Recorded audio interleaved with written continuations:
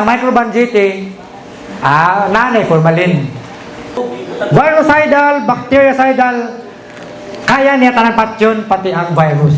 So mauning pinakanindot gamiton mag-disinfect ka mo kay especially naa-diri ang ASF sa inyong lugar. Steps for disinfection. Cleaning. Before ka mag-disinfect, imo muna hinluan, kuhaon ang tae, silhigon, butang sa sako. Next, washing, hugasan sa tubig, ng tangkal. Dili mag-disinfect, nga napan tae kayo, useless lang. Wala tipulos yung disinfectant, kinalon niya po tae, disinfect ka. Third, disinfection.